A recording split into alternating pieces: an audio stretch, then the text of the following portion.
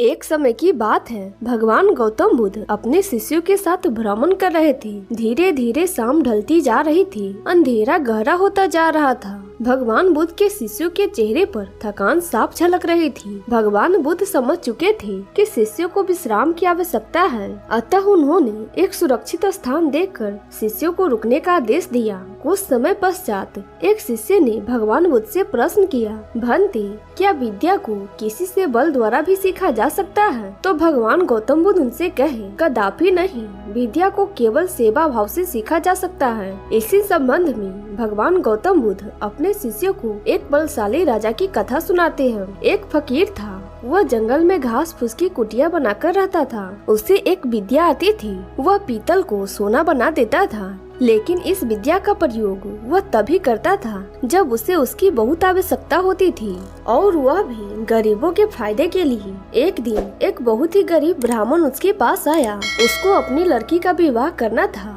और उसके पास एक फूटी कौड़ी भी नहीं थी। उसने फकीर को अपनी परेशानी बताई। फकीर ने समझ लिया कि यह सचमुच परेशानी में है। उसने पीतल के एक बर्तन को सोने का बनाकर उसे दे दिया और कहा कि इस बर्तन को बेचकर उन रुपयों से अपनी बेटी का विवाह कर लेना। ब्राह्मण उस बर्तन को लेकर एक सुनार की दुकान पर गया। जब उसने सुनार को वह बर्तन दिखाया तो सुनार को संदेह हुआ, ऐसे फटे हाल आदमी के पास सोने का बर्तन कहाँ से आया? हो न हो यह राजा का ही है। सुनार उसे पकड़कर राजा के पास ले गया। राजा ने पूछा कि क्या बात है, तो उसने सारी बात सच सच बता दी। बात सुनकर राजा के मन में लालच आ गया। उसने सोचा, फकीर को बुलाकर यह विद्या अवश्य सीखनी चाहिए। यह सोचकर उसने ब्राह्मण को तो छोड़ दिया, साथ ही अपने एक सिपाही से कहा कि जाओ और उस फकीर को पकड़ ले आओ। सिपाही गया और थोड़ी देर में ही फकीर को ले आया। जब फकीर राजमहल में लौटा तो राजा ने कहा, फकीर,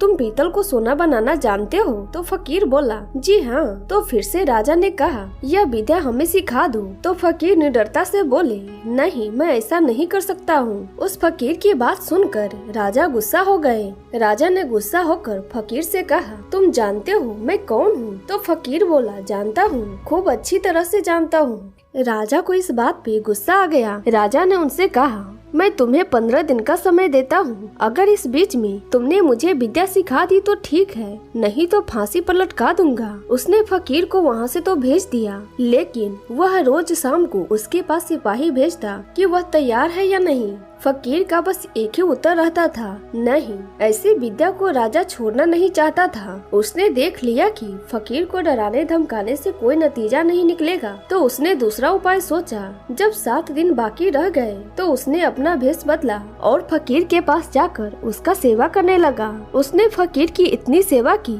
कि फकीर खुश हो गया। फकीर ने पूछा कि तुम अपने मन की बात बताओ, तू क्या चाहता है? तो राजा ने कहा, मुझे आप वह विद्या सिखा दीजिए जिससे आप पीतल से सोना बना देते हैं। फकीर ने उसे विद्या सिखा दी और कहा, देखो, इसका इस्तेमाल दिन दुखियों की भलाई के लिए ही करना। उसके बाद राजा अपने महल में आ गया। 15वें दिन उसने फकीर को बुलाया और कहा, फकीर, तुम बोलो, विद्या सिखाने के लिए तैयार हो या नहीं? तो फकीर ने फिर से जवाब दिया कि मैं नहीं सिखा सकता हूँ। तो राजा इस बात पे फकीर से कहने लगी कि मैं तुम्हें फांसी पे लगवा दूंगा। तो राजा की ये बात भी फकीर मान ली। वो फांसी पे लटकने के लिए भी तैयार हो गए। तब राजा ने गर्व से हंसकर कहा, जिस विद्या का तुम्हें इतना घमंड है उसे मैं जानता हूँ। इतना कहकर राजा ने एक पीतल के बर्तन को सोने बनाकर दिखा दिया। फकीर ने कहा, राजन, तुमने यह विद्या किसी की सेवा करके सीखी है। विद्या कभी भी डरा धमकाकर हासिल नहीं की जा सकती है। सभी शिष्य कहानी का अर्थ समझ चुके थे।